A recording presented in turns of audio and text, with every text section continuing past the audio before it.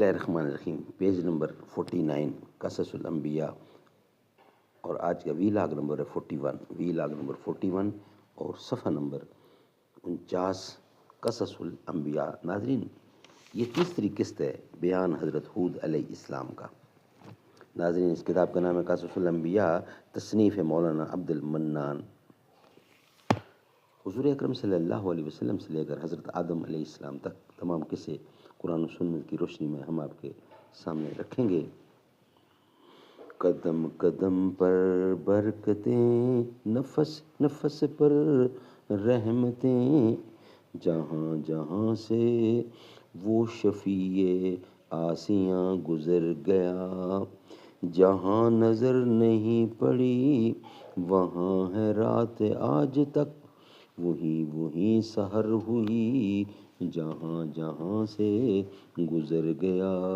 آج کی تیسری قسط اور واقعہ بیان حضرت ہود علیہ السلام کا۔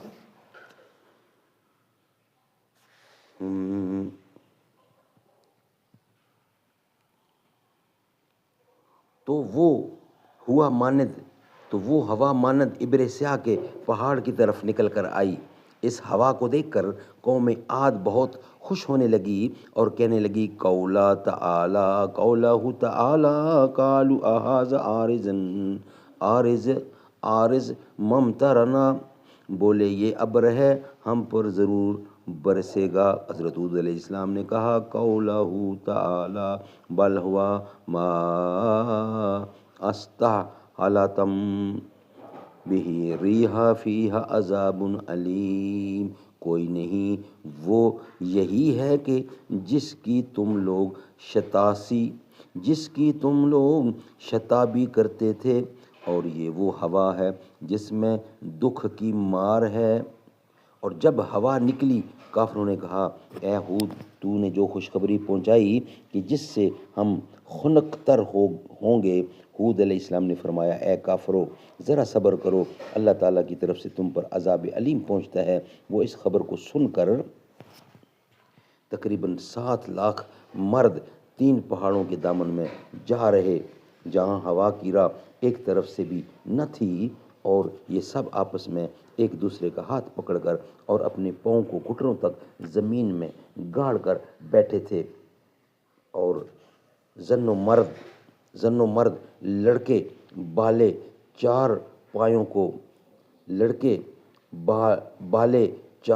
کو بیچ میں اپنے لے لیا، اور یہ کہتے تھے کہ 3 طرف تو ہمارے پہاڑ ہے اور ایک جانب ہم سب ہیں، دیکھتے ہیں کہ کون سی ہوا ہے کہ ہمارے بیچ سے گزرتی ہے اور وہ ہم پر کس طرح زور کر سکتی ہے۔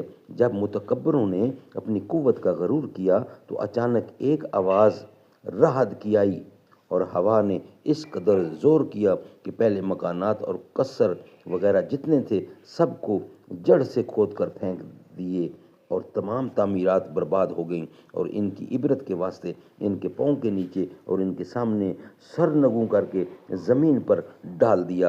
مثال اس کی جیسا کہ اللہ تعالیٰ نے فرمایا، فَتَرَى الْقَوْمَ فِيهَا صَرَعِی كَأَنَّهُمْ أَعْجَازُ النَّخْلِ خَاوِیَةٌ فَهَلْ تَرَىٰ مِن باقیہ، یعنی پھر تو دیکھے لوگ ان میں بچھڑ گئے جیسے وہ جھنڈ ہیں کھجوروں کے کھوکھلے، پھر کیا دیکھا کہ ان میں کوئی بچ رہا ہے، اور پتھر دھول و خاک میں 1 برس تک پڑے روتے رہے، اور جو شخص بھی ان کے رونے کی آواز سنتا تو وہ بھی ہلاک ہو جاتا۔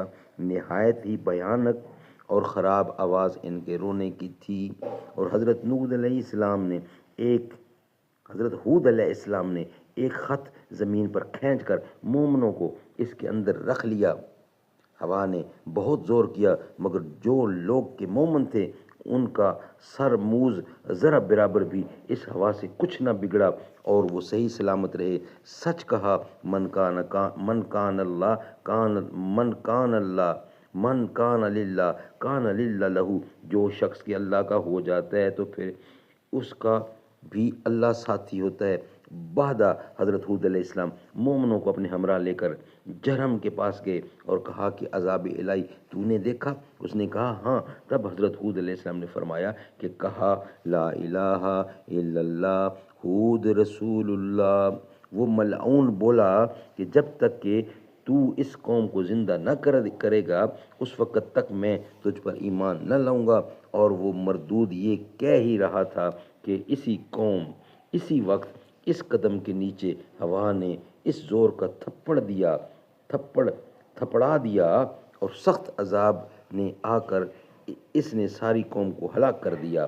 بس اس کے بعد حضرت ہود علیہ السلام تقریباً 400 برس تک زندہ رہے اور اس کے بعد دنیا فانی سے رحلت فرمائی، اور ان کے دنیا سے چلے جانے پر تمام مومنین کافی عرصہ تک روتے رہے، اور مومنین حضرات نے نہایت احترام کے ساتھ حضرت ہود علیہ السلام کو دفن کیا۔ ناظرین، یہ ویلاگ ہمارا یہاں ہی کمپلیٹ ہوتا ہے۔ انشاءاللہ نیکسٹ ویلاگ یعنی ویلاگ نمبر 42 میں اس کا کچھ حصہ بچ گیا ہے، وہ ہم آپ کے سامنے رکھیں گے۔ آج کا جو یہ ویلاگ تھے اس کی یعنی کہ یہ تیسری قسط تھی، چوتھی قسط میں انشاءاللہ یہ پورا واقعہ بیان ہو چکے گا، یعنی کہ بیان حضرت ہود علیہ السلام کا۔ دل سجدہ کناں ہوگا، آنکھوں میں چھڑی ہوگی، آقا ہے قمر بے شک، اصحاب ستارے ہیں، اسے چاند کے ہر جانب تاروں کی لڑی ہوگی۔